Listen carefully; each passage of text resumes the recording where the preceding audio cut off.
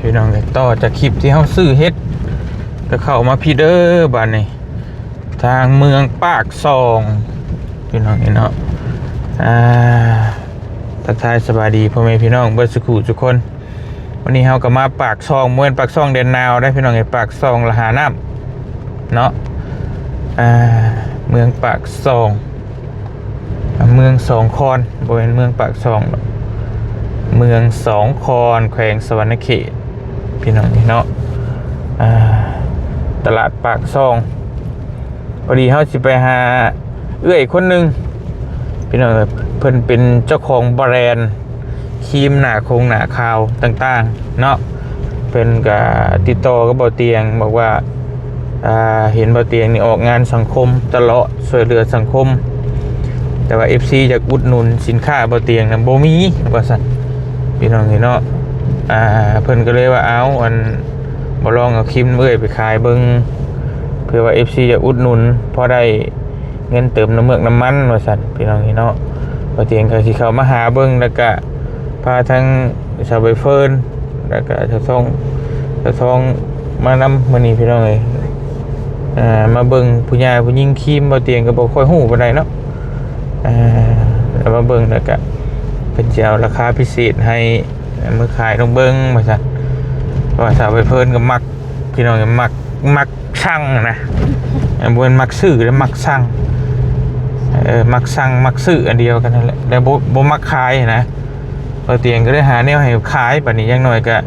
พอได้แลกเปลี่ยนกันนะเฮาขายออกก็ซื้อมาขายออกขายแน่มีแต่ซื้ออย่างเดียวบ่ไหวพี่น้องเอ้ยเนาะพอได้แลกเปลี่ยนกันก็ยังใครนะ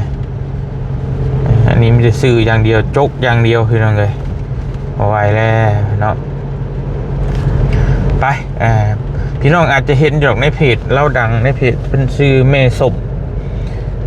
มกับสำหรับโบเมนเมดอกแล้วก็อายุ30น้อยๆนี่แหละพี่น้องก็ลื่นบ่เตียง2-3 ปีถ้าเอื้อยนะบ่เตียงเอื้อยแต่ว่าเรา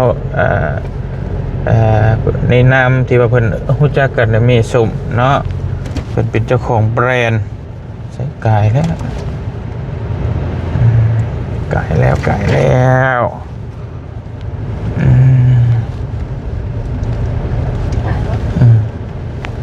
ลืมบึงมอตะวามอตะวา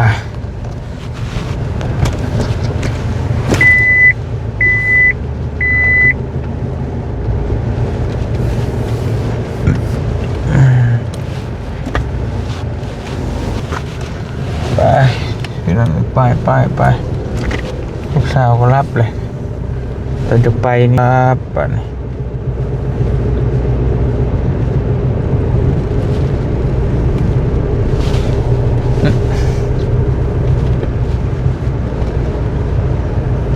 เขาทางไหนดีเขาทางนี้บ่จุดในอยู่เฮือนเราเนาะขี้เลือกแท้บ่เคยมาจักเทื่อเห็นแต่ในเพจนั่นแหละรู้จักกันในเพจนั่นแหละเราก็เป็น FC บ่เตียงก็เป็น FC แล้วแต่ว่าเราก็เป็นคนช่วยเหลือสังคมเพื่อกันใจบุญสุนทานเป็นไง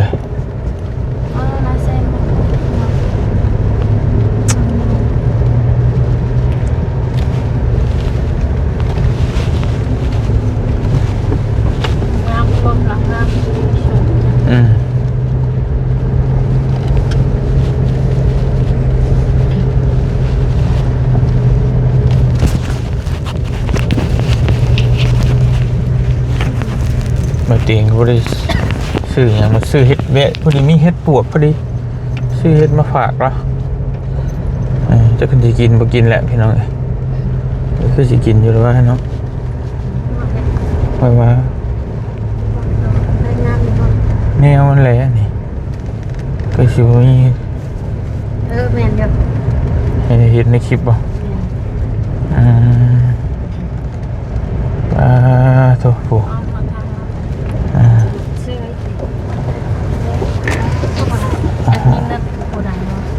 หอด แล้วพี่น้องเลยฮอดแล้วฮอดแล้ว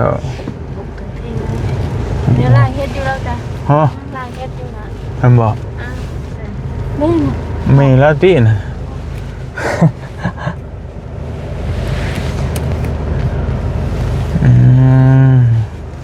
ฮอดแล้วพี่น้องนี่เนาะตัวไปบ้านไปพี่น้องนี่เนาะมาฮอดแล้วรถเฮาสภาพรถตัวฮอดแล้วฮอดแล้วพี่น้องฮะอ้าวมาพอดีได้กินแกงเห็ดปวกพอดีเอ้าสบายดีป้าโต สบายดี โดย ขวดนั่น บ่โอ้ยก็ซื้อมาฝากอยู่ แม่นป่ะ โดยไปซื้อตลาดลงเมื่อกี้นี่โทษพี่น้องเห็นเนาะ เท่าใด สอนดินกว้างขวางขนาด อยู่ไห่อยู่นาธรรมชาติเด้ลมพัด อยู่หน้าบ่อันนี้หน้าบ่ หน้าเป็นไปเลยนะ ขนาดหน้าซ้ำนี่เนาะเพื่อนที่ซ้ำใดขนาดหน้าเพิ่นได้นี่พี่น้องเอ้ยสบายดีเด้อส่องไม่ศพเนาะใจมากตังไกลเนาะตังไม่อยาก โดยไกลเติบบ่พี่น้องเอ้ยประมาณบ่ไกลปานใดดอกเที่ยวไปเที่ยวมาดูอยู่มาแต่ว่าบ่ได้มีโอกาสว่างบ่ตรงกัน แม่นก็ต่างคนต่างยากเนาะเดี๋ยวเอาของฝากก่อนเด้อได้ของฝาก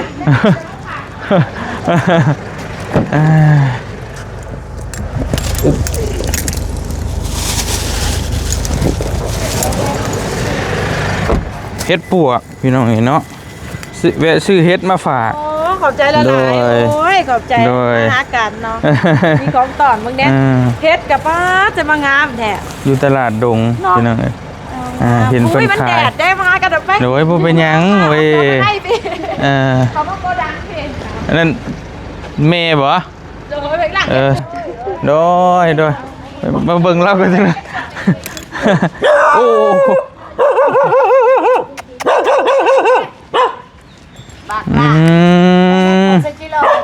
โดยสบายดีเด้อป้าซื้อบ่นี่แม่ซื้อแล้วก็หาก็สิบ่แม่นเนาะบ่หาแล้วสิคือของเราก็บักจุ่มๆนี่คักสิแกงซิจิรอให้กินฮึโดยเราก็หาว่า3กิโลโดยโอ้ยพี่น้องก็มีแต่แนวแซ่บๆป้าโธ่จิรอก็มีเด้เนาะยามนี่เนาะโดยไปพี่น้องเอ้ยโดยได้กินแกงเห็ดปวกแล้วสันพี่น้องเอ้ย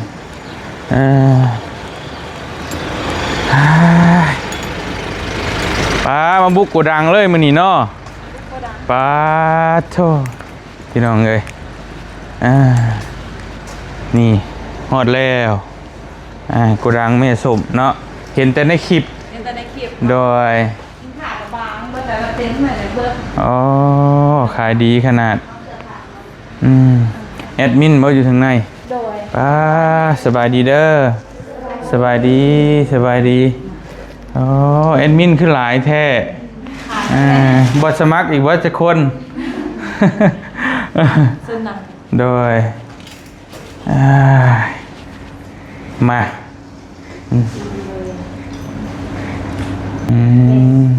มองเห็นเรียกเห็นยังก็อยู่นี่เลยเนาะโดยแม่ก็จะย้ายไปอีกทีหนึ่งไปที่ตั้งร้านนั่นแหละมันจะโหลงเพราะว่ามันแบบร้านแอดมินร้านมันแกจะอาจจะต่อโดยแพ็คเครื่องไปอยู่นี่นะ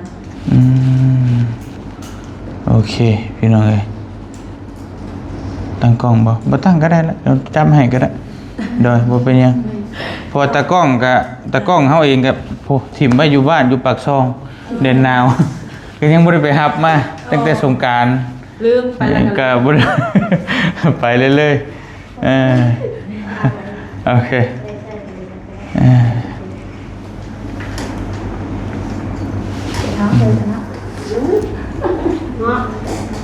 คนนี้เคยใส่ระบบสินค้าใช่เราเคยสั่งไปใส่อันเดียวแม่เคยสั่งไปใส่กันนะซื้อหัวยูครีมกับอนามาเด้อท้องครีมและกันแดดไม่เป็นโดย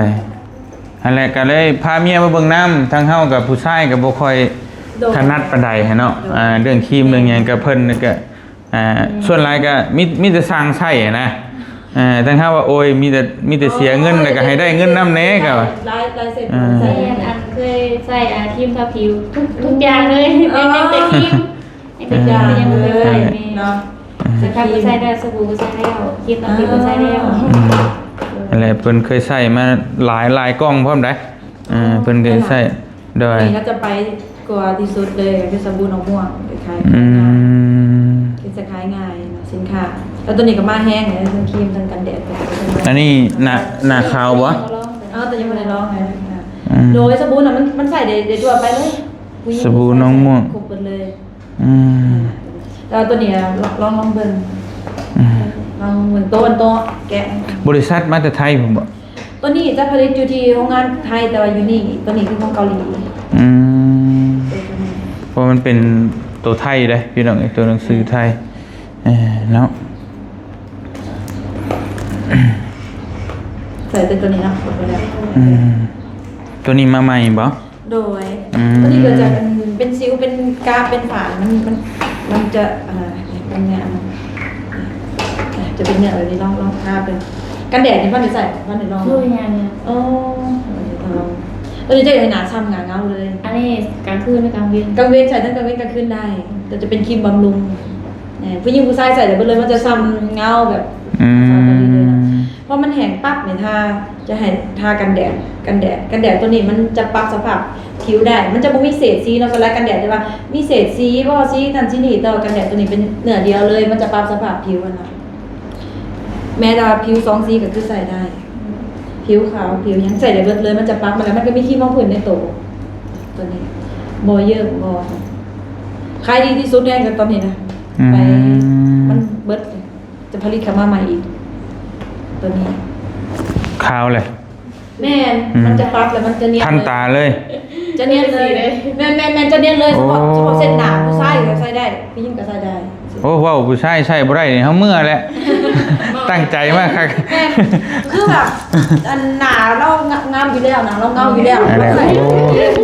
เราใส่แต่ครีมมันไม่หนาเงาหนาเราใส่หนาอิ่มบุญตลอดเพราะว่าเรามันทำบุญใน ตากแดดได้ครับตากแดดตลอดได้เลย แบบผิว แม่เพราะว่าชุดลายออกมีแต่ออกนอกๆตากแดดคือเฮ็ดหน้านี่แหละบ่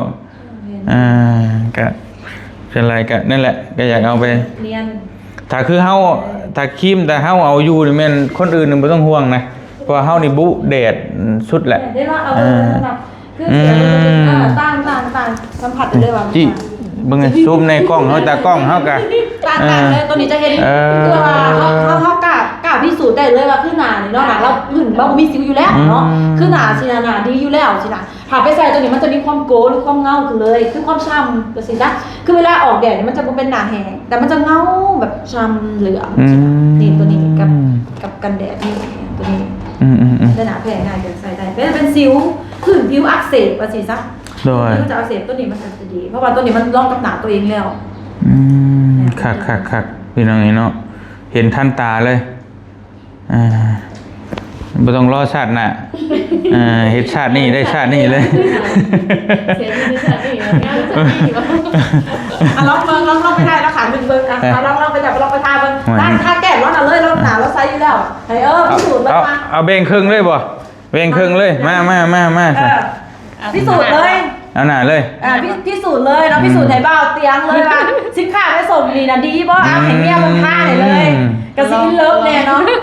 โอ้ยสิเนาะเหนื่อยได้ไปส่งผู้โสดนี่เนาะอุ๊กเด้โอ้ย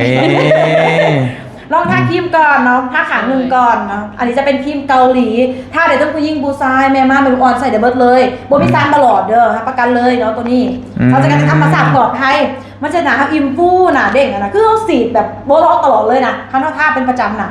ตัวนี้จะเป็นกันแดดเนาะกันแดดนี่ค่า SPF 50บวกเลยเหมาะกับเจ้าแบบลุยๆห่าวๆขนาดเจ้าไปตลอดจนแบบท่าแดดขนาดหลายคนเนาะตัวนี้เหมาะเลยเนาะกันแดดตัวนี้ค่า SPF สูงแน่แล้วก็มีคอลลาเจนในตัวอีกแด้ตัวนี้แบบว่าต้องทาแป้งยังใส่ก็ได้ทาแต่กันแดดกับครบจบแล้ว2 อันนี้จบเลยเนาะแม่สำหรับผู้ชายเด้เพราะผู้หญิงก็จะค่าอีกกับโบกไปอีก ถ้าแต่กันแดดน้อยหนึงมันกับมีความเปลี่ยนแล้ว แต่มันช้ำมันเงาอะนะขาวใสตัวนี้ บ่ เสร็จนี่ขาวครึ่งนึงเลยบ่ เนี่ยมันจะเนียนเลยน่ะมันจะแบบเนียนมันโกลเลยมันต่างเก่าเลยแหละ เอาครึ่งนึง เนาะ แล้ว ใส่คลิปนี่จะเห็นนาวินาทีนี่เลยได้ เนาะลองเทียบ ใส่แต่เว้นเอาเว้นมาให้ค่อยนี่หมู่เห็นนะเฮาบ่เห็นนำกันโอ้ยพี่น้องโอ้โดยมีความกระดาษหรอก พี่น้องเนาะมันก็ต่างเนาะ กับต่าง แบ่งครึ่งขาวครึ่งนึงหรือว่าเฮ็ดยี่ห้อนี่เลยบ่เนาะแบบคนยังเบิ่งหั่นนะถ้าแต่ข้างเดียวข้างนี้ป้าไว้ โฆษณาขายเลย หน้าเราแข็งแรงอยู่แล้วคือจุดกะยังมีใส่สบู่น้ำหอมก็ออกมีใส่สบู่น้ำหอมแล้วก็ครีมกับแป้งใส่กับครีมนี่ออกไปเลยนี่ก้านี่พี่สูตรไทเดอร์ท่าเลยนะนี่นี้เพิ่นมีนี่ได้หูไว้ให้เราไปใส่สูตร1สูตรเดียวนี่ในเซตมีสบู่ครีมกับนี่ให้เราใส่เซต1ทุกมื้อมันจะจับ ออกแน่นอนแม่นบ่ ออกกะเลยเนี่ยเพราะว่าหนาเรามันอันไหนดีแล้วมันไม่เดียวหนึ่ง โอ้พี่น้องเอ้ยเจ้าของแบรนด์รับประกันเองด้วยได้นี่เพราะ เนาะ เขาเป็นฝาโหนกแก้มลายเขาแบบเป็นเขากับมักไปลุยๆคือเจ้าบ่ค่อยมักปิดนะคือการ แม่นมันเหือก มันมุดมัดน่ะนะ มันมุดมัด ว่ามันขาดไม่เคยใช่ไหมคะขาดในชื่อเดือนขาด มันจะนุ่มนะมันจะแบบมันกับเนียน มันเนียนๆเนาะ มันเงาเนี่ยจะบนเนี้ยเนื้อนะ มันสิบ่เป็นตุ๊ดเป็นหยังไปบ่ใช่บัดนี้เนาะมันขาวงามเพิ่น มันต่าง มันงามโพดเด้มันโพดแล้วก็มันบ่เป็นผู้ชายเด้เนาะผู้ชายมันต้องเข้มๆหน่อยนึงเด้พี่น้องเอ้ยเข้าท่า จะแต่ง จะเงาเลยจะเงา ที่เหลือจัดเองอาจารย์ต้องแปะมันขาดนึงอาจารย์ต้องทาเพิ่ม ท่าอะไร ขาดคือมันเดือน ท่าเลยบ่บ่ท่าก็ได้มันถ้าท่ามันก็บ่ฮู้เนาะมันต้องท่าครึ่งนึงไว้นี่แหละเอาไปเอาว่าแล้วลูกสาวมานำมันก็เลยเพิ่นนอนเมื่อกี้นี่เดี๋ยวจักปีล่ะลูกสาว ปี9 เดือนผู้น้อยผู้ใหญ่น่ะ5 ปี4 ปีเนาะลืมเลย2 คนเด็กเข้าเฮียนอันนี้เป็นหมู่กับเมียเฮาโดย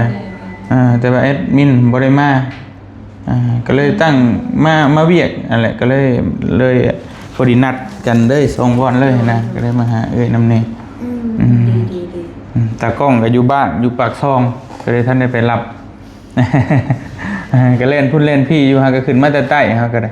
ช่วงหนึ่งกันสิวันนัด กับมากรุงเทพมาฮอด ไปกรุงเทพบ่ มาฮอดประมาณ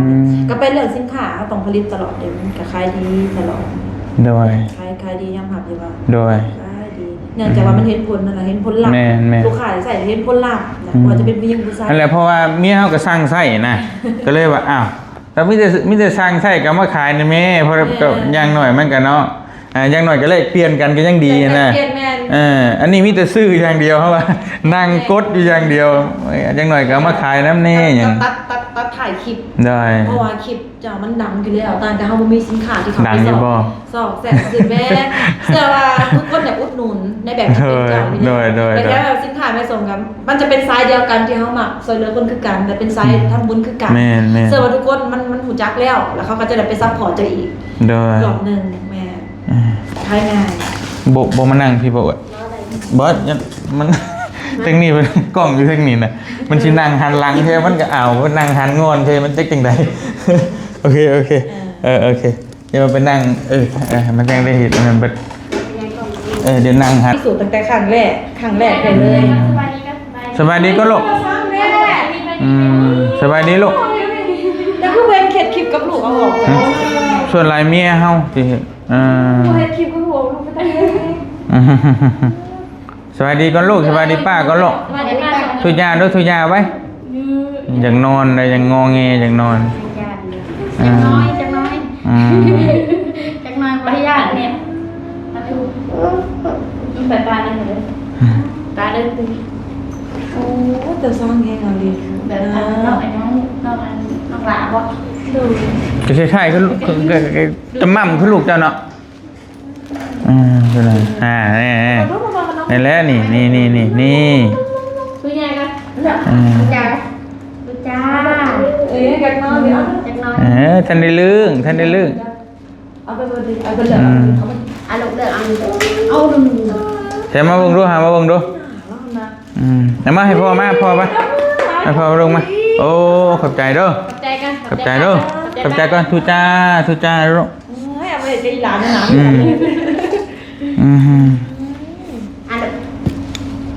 มันลายแท่งป้าให้ลายแท่นี่ ดูใจนะ อ๋อได้ขนมลายเมื่อผักเอื้อยเด้อกเด้อินลูกก่อนปีป่ายเลย อีป้าหลาเลยเดี๋ยว60 โลแล้ว เจ้าผี อุ้ยพี่ ให้เบาเลยลูกบ่แม่น อุ้ยอย่าอุ้มเดี๋ยวเลย ให้ป้าอุ้มดูให้ป้าอุ้มดูไป ไม่โด เด้อนี่ จักน้อย ขนมนะกูเอาขนมให้แล้ว โดนจะมาปากแกลูกปากแก ยังจักหน่อย ขอบใจ ทุจ้าดูลูกทุจ้าดู ใจลูกขอบใจ ทุจ้าใจเด้อขอบใจเด้อ ด่าสู้กับไปคือเราไม่เคยเห็นในคลิปกับครอบครัวเนาะมีแต่ซอยอย่างเดียว มันเฮามีแต่ไปนะไปแต่ว่าเมียก็มันอยู่ห้านเฮามีห้านคือมินิมาร์ทเป็นมินิมาร์ทอยู่บ้านแต่ว่าบ่อยู่ในบ้าน แต่ว่าก็บ่ได้ขายไปได้ดอกมัน ก่อนทั้งที่เนาะ เนี่ยแบบก่อนที่ฮอดซิโนน่ะ3ลัก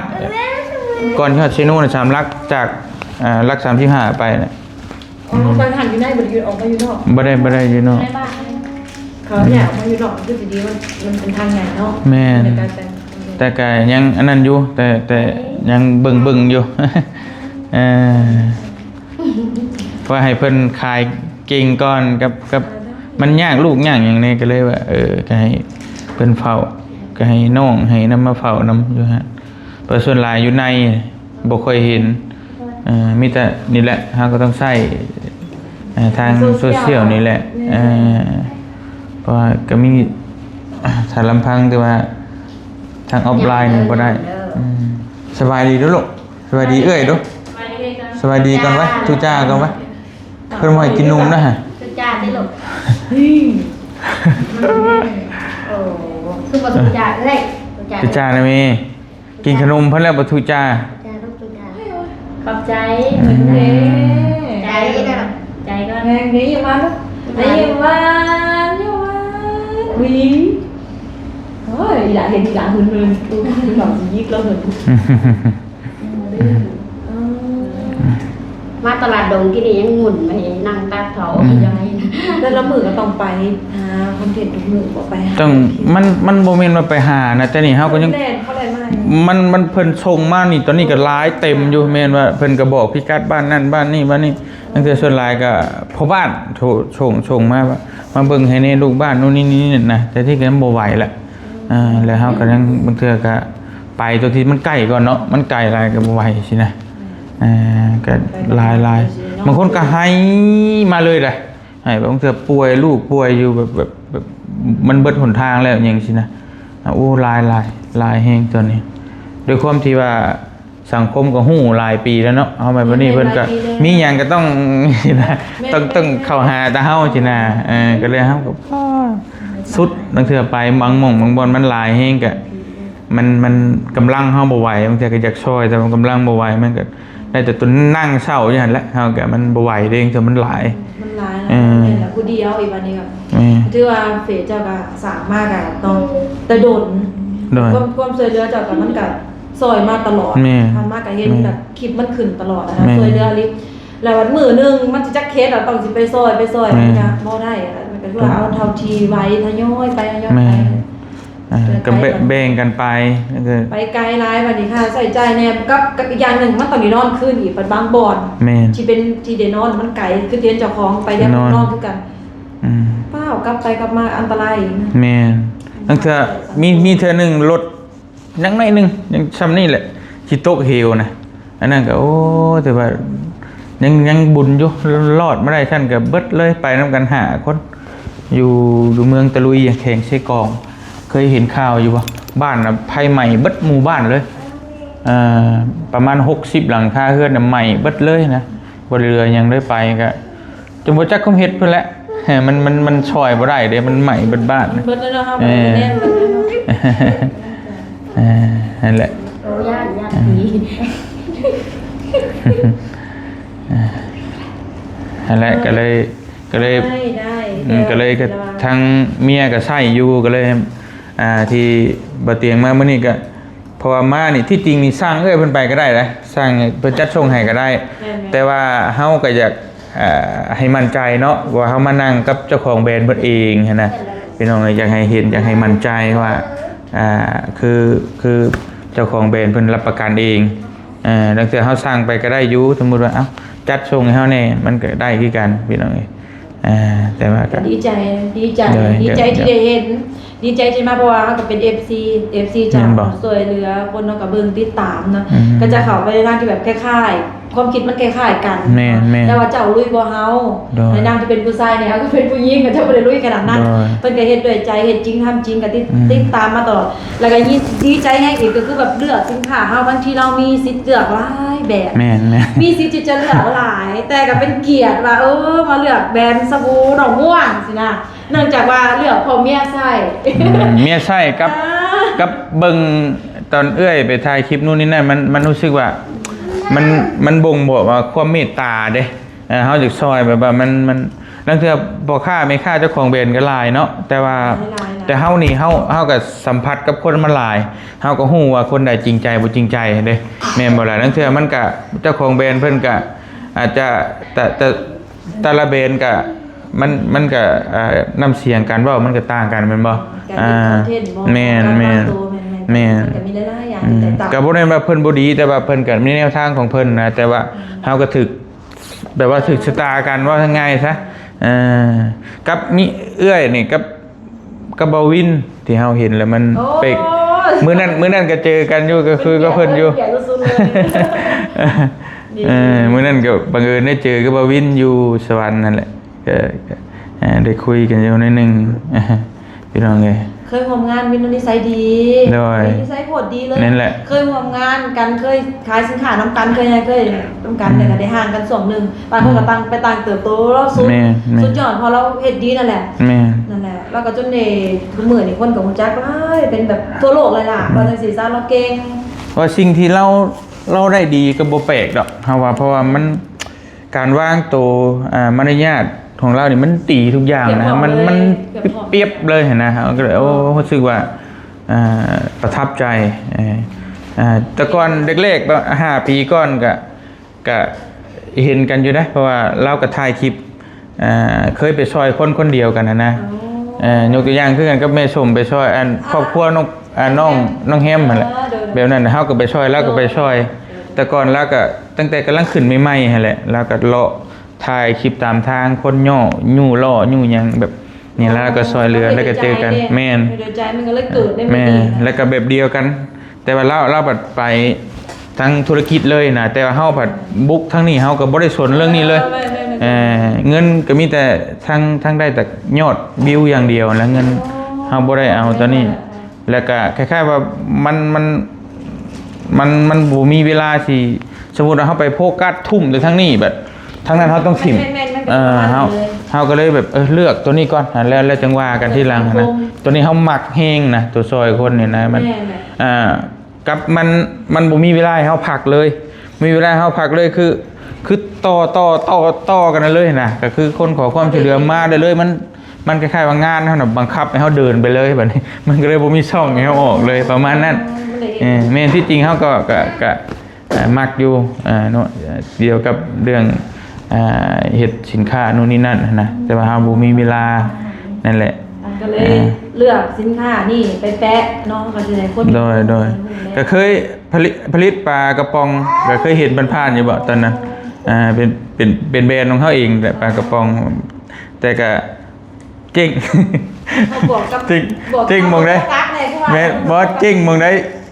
คือแจกเบิดพี่น้องเอ้ยเอามาขึ้นเต็มลังรถนี่แจกเบิดเลยบัดนี้มันบ่ได้ได้บัดนี้ชุดเอามาขายเบิดละขาดทุนตลอดเทอละ 2-3 หมื่นบัดนี้เฮาสิเอาไปขายอยู่ สมมุติว่าเอาไปขายนี่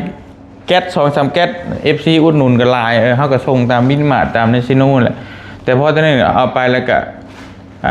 ชาวบ้านเนาะห้องเทนนอกก็คอซิมแนวเตียงนู่นนี่นั่นยายเบิดเทอละ200-300แม่นมันก็นั่นแหละเฮาก็เลยหยุดก่อนพักไว้ก่อนนะว่าเอามามันก็เดี๋ยวจังว่ากัน ประมาณนั้น ก็เลยเมียมาใส่ครีมทั้งเอื้อยก็เลยเอาไปสิพาไปเจอกับเจ้าของเพิ่นนะก็เลยมา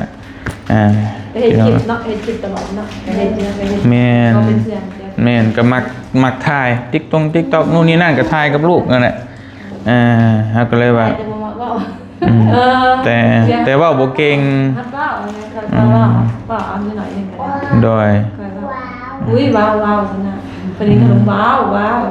เอาพี่ได้ดูอีกจีดิแต่ให้ป้ารูปป้าขนมลายแล้วลูก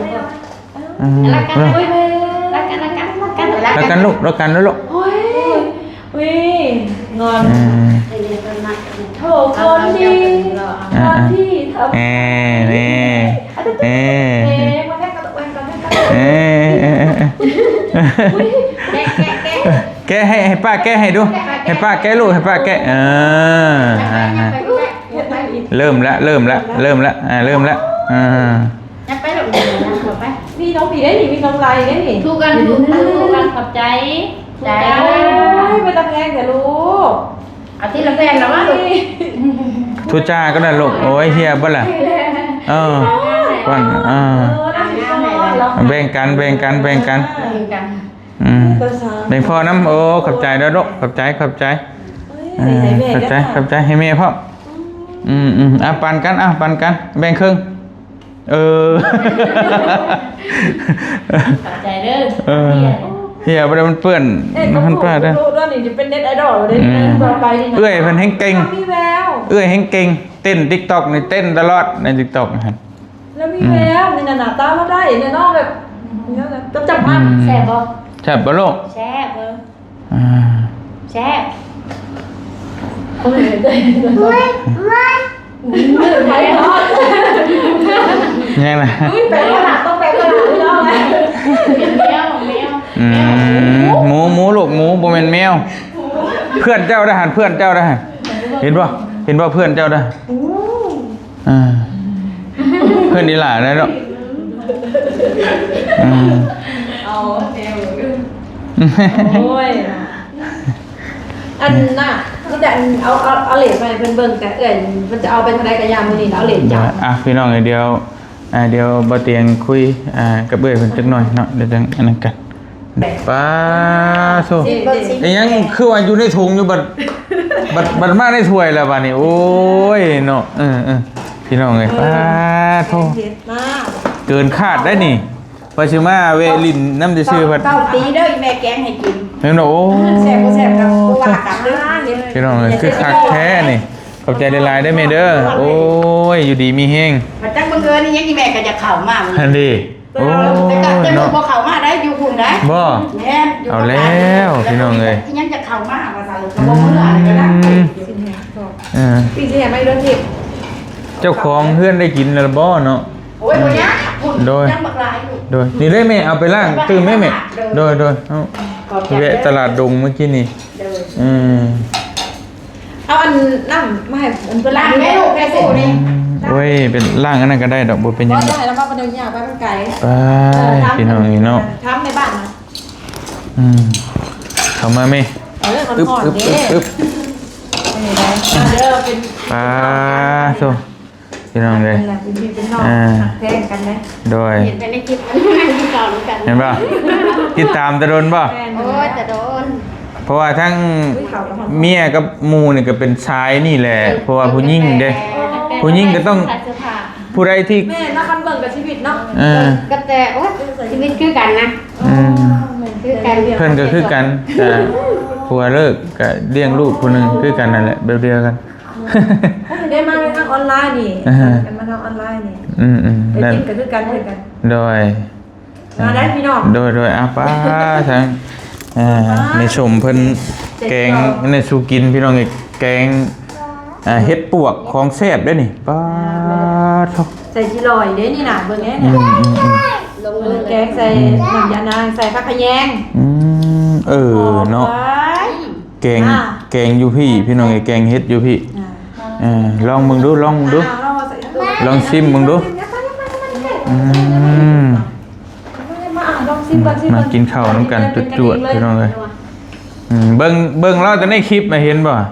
มันนั่งได้นั่งกินข้าวแล้วป่ะนี่เอ้ยพี่น้องโลกมันโกงแม่เนาะโดยกะโอ้ยพี่น้องจนไรกะทักหาตะดนเดี๋ยวแหละเนาะพี่น้องแต่ว่าทั้งต่างคนกับต่างบอกว่าจะมีสุ่มมันกับเลนพุ่นเลนพี่คือกันนั่นแหละบ่เตียงกันหาก็ขึ้นมาตะปักซองเอากินทอดพากันกินเบิ่งสิเบิ่งแย่แซ่บบ่แซ่บบ่ลูกย่ำเฮ้ยเพชรกับเพิ่นอยากโอเคนี่มาหลังมือกับไปละเสร็จมือโอ้ยคือบริการดีแท้เนาะบ้านนี้หลังมือเเดินกระดาษมาด้วยสูงเลยเสร็จเลยยกเขาได้มาไหวพี่ยันลูกขมไหนตัวป่วน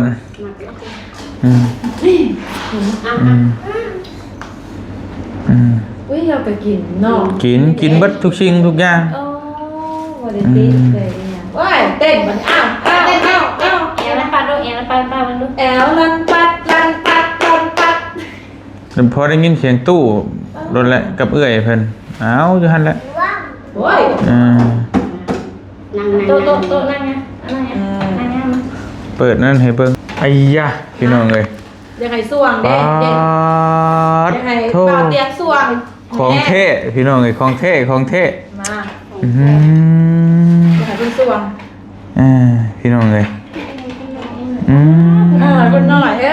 ขอบใจก็โอ้ยขอบใจได้หลายเด้อพี่น้องต้อนรับดีขนาดเลยอันนี้ไงเดี๋ยวมาสดเบิ่งกินเบิ่งโดยเป็นใจนี่เป็นใจอันนี้กินตลกมันสิแหงไม่แซ่บเขาเอิ้นมาต่ำยังกระโดดกระเดี่ยแท้อ๋อ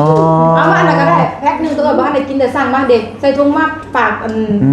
ลูกเพิ่นสิแหงได้แพ็คนึงอันนี้โดยนี่เอาให้น้องเอานี่พี่น้องเลยในก้อนเราอยากอะไรกินกับเขายังมาสั่งได้ปีนี้เลยเป็นเตเซฟดีโลพี่น้องเลยชิมดูฮะใส่ตำฮะเอากล่องใส่เหล้าดูปุ้นเนี่ยเนาะสาวท้องเราใส่ตำฮะให้แกชิมว่าโอ้ยเนาะพี่น้องเลยโดยขอบใจได้ลายเด้อเจเด้อเห็นร่ำเห็นรวยกูเก่าสาธุขอคนหาคนแพงละลายเลยเท่าพี่น้องกินแบบกินเป็นตะแสบวันนั้นอีกดูเอาขอบคุณเน็ตว่าเศร้าเลยดูเอาชื่อเลยบอกเฮ็ดเลยเอาบุกเกรงใจได้สันเอาเลยเต็มที่เลยใหม่กินแล้วพี่น้องเลยกุ้งเนี่ยเป็นทั่วตำข้าวปุ้นใส่กุ้งพี่น้องเลย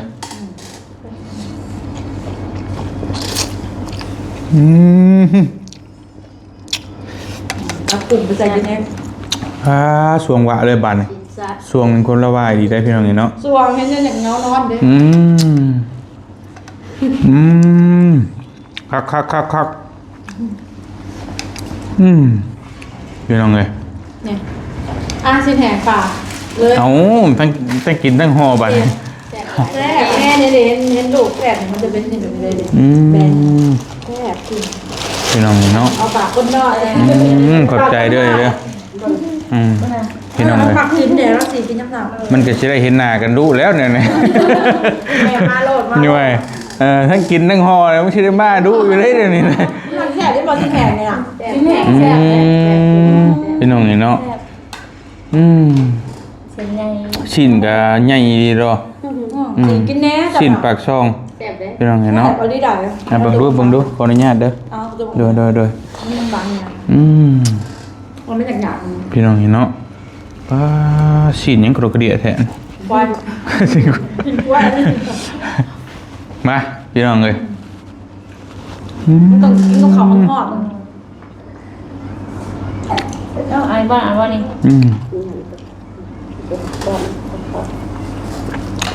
ครับ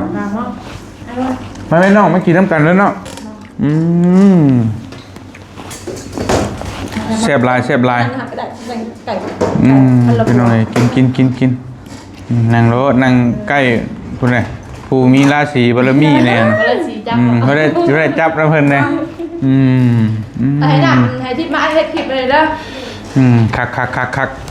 แซ่บลายเด้อมาพี่น้องซิมมึงดูเดี๋ยวก่อน ตักเอาเลย เจ้าของก็ซิมหน่อยเด้อมาพี่น้องเอ้ยโอ้ยเนาะสิเอาคักก่อนโปะให้คักโปะนี่ได้กุ้งกันแล้ว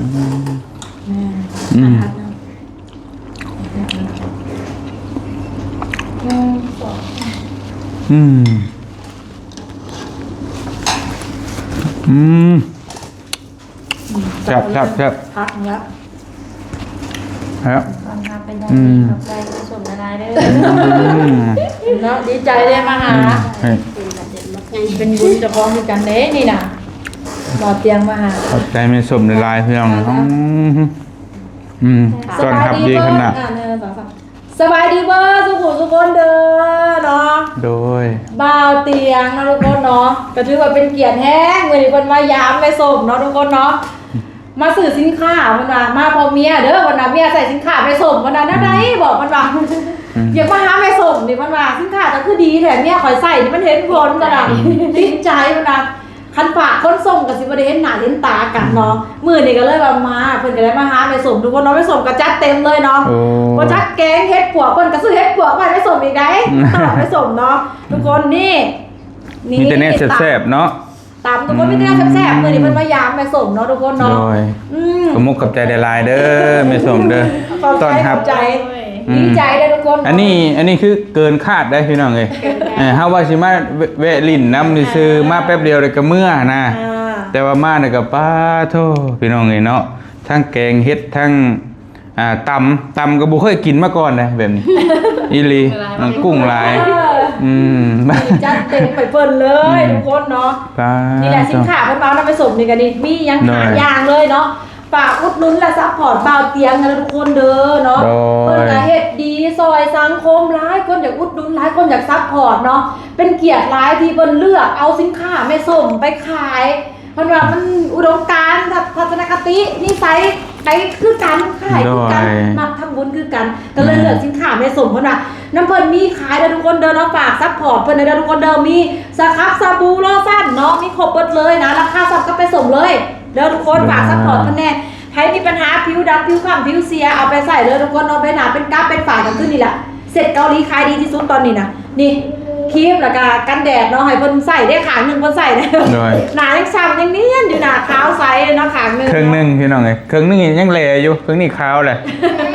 ใส่ดีเนาะเสร็จนี่ไปส่งให้ราคาพิเศษพิมพ์ก็มาสนใจโดนครีมเกาหลีทุกคนนวัตกรรมใหม่เลยเป็นก้าเป็นฝาหนาดำหนาข้ามหนาเสียสินะเป็นซิลเวอร์ซิยังหนาแพงง่ายก็คือใส่ได้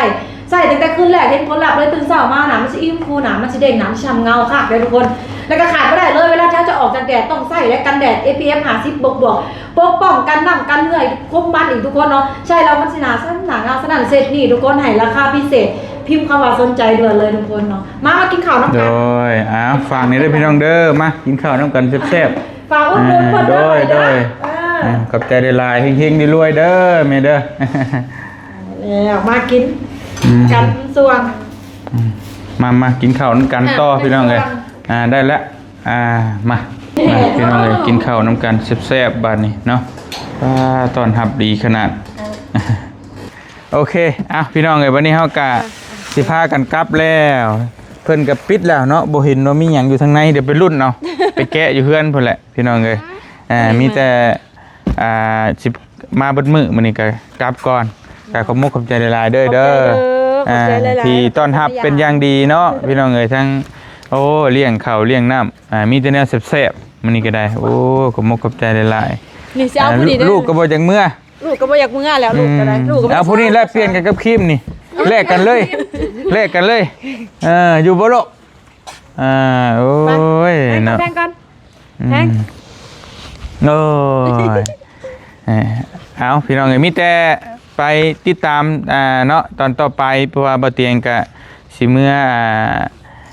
อยู่ห้านพุ่นแหละเมื่อแกะกล้องแล้วก็ว่ามีหยังแน่ก็ซอยอุดหนุนทางบ่เตียงในเด้อพี่น้องเอ้ยแล้วก็ทางช่องสาวใบเฟิร์นที่ให้ดูแลเรื่องครีมเนาะ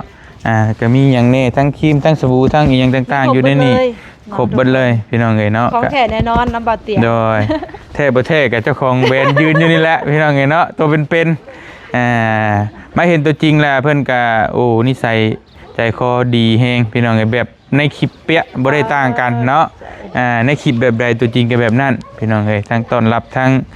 มีทั้งกินทั้งห่อให้อีกพี่น้องเอ้ยโอ้ใจดีแฮงจังได๋ก็ให้เจริญเด้อ ขอบใจ ให้เฮงๆปังๆเนาะธุรกิจก็ให้รุ่งเรืองให้เป็นมหาเศรษฐีพันล้าน สาธุเส้นกันเด้อ เดี๋ยว เนาะ เดี๋ยวก็ขึ้นไปแล้วก็สิขอเกาะไปนำแน่ โอ้ยคือพวกนั้นเนาะฝากซัพพอร์ตเพิ่นนะทุกคนเด้อ โดย คนดีของสังคมเนาะแม่สมนี่ดีใจหลายเป็นเกียรติหลายที่เพิ่นเสียสละมาหาแม่สมมื้อนี้ดีใจได้เพราะแม่สมก็เป็น FC อ้ายเราคือกันเนาะเพิ่นเฮ็ดจริงทำจริงติดตามตลอดเลยเนาะสู้ๆต่อไป โดยขอบใจหลายๆทั้งแม่สมเนาะให้เฮงปังๆไปมีแต่บ่เตียงก็สิขอตัวเดินทางกลับก่อนบัดนี้เนาะฝากไปอุดหนุนในเด้อพี่น้องเอ้ยเนาะตอนนี้ก็มารับฮอดเฮือนฮอดซานกับเจ้าของแบรนด์เลยให้อยู่ดีมีเฮงเบิดทุกคนทุกคนเด้อ FC เด้อที่ติดตามโดยตลอดมาทั้งช่องทางแม่สมแล้วก็บ่เตียงทองขอมกขอบใจหลายๆเนาะอยู่ดีมีเฮงเบิดทุกคนให้ร่ำให้รวยเด้อพี่น้องเด้อเนาะสาธุมุกขอบใจหลายๆ